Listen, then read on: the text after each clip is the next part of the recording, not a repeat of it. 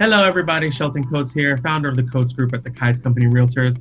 Today, we have the wonderful broker and head of our office, Carlos Villanueva, on with us to talk about supply and demand. Hey, Carlos.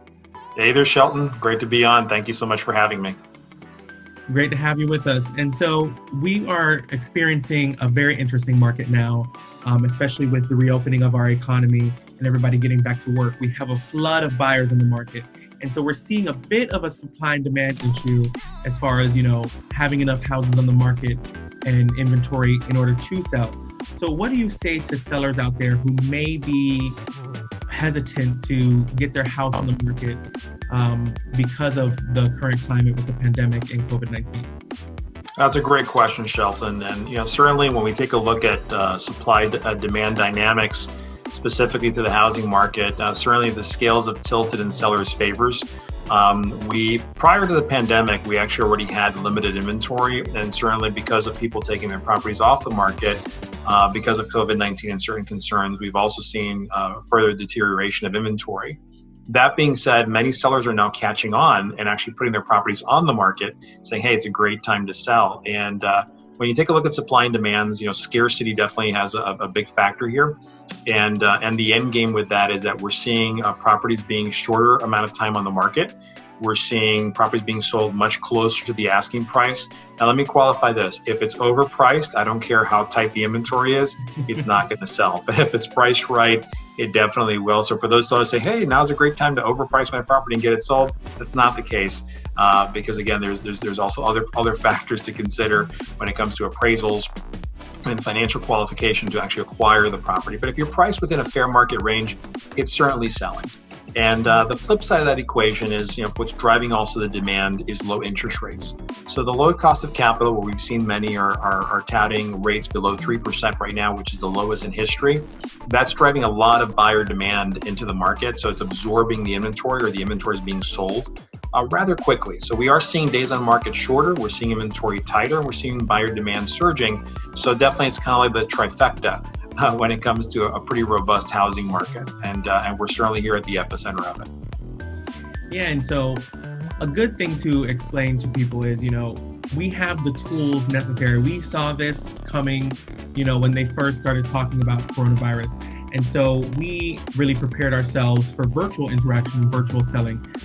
Here at Kai's and the Coats Group, we've had the tools for years now, and we really put them into play now with video recording of all of our listings, virtual showings, virtual tours. And so it's easier now and safer for sellers to sell their homes, even if they're not comfortable with people walking through the home. Mm-hmm. No doubt about that. And certainly it's a testament to the vision and the strength of the Coats Group, what you guys have been doing, embracing the virtual technologies and really creating that new user experience. You've done a great job, and of course, leveraging the resources of the Kai's company to do so. So I think it's been definitely a winning combination that is geared to helping our clients and our customers to serve them best during these interesting times that we're living in, and of course, as people call it, the temporary new normal. But certainly, you've done a great job with that, and yeah, using adaptive selling strategies, like you just mentioned, are certainly, I believe, one of the engines that's helping drive these sales. We're making more and more properties accessible to a wide variety of consumers, whether it be entry level, step up, or luxury. We certainly can hit all market segments and do so effectively. Yes. And so another topic I wanted to talk to you about is, there is an increased buyer demand. And so right now we have a lot of buyers who are, qualified, ready, willing, and able to go. People are more serious than ever now if they're going to enter onto the market now as a buyer. And so what do you say to sellers who may be curious as to how bidding wars are going to work now? Because we are seeing more and more properties have multiple bids on them at the same time. And how do you suggest we navigate that with, pent-up lending demands taking a toll on the length that it may take to get the final loan commitment? No, those are two really great questions.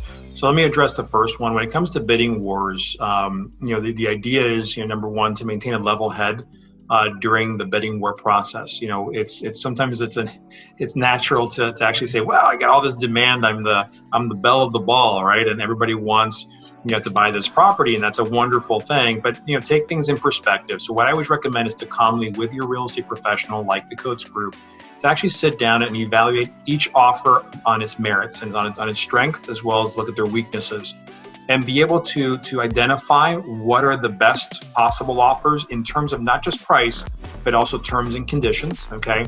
And then also disqualify the offers that you may not feel are as serious or as strong.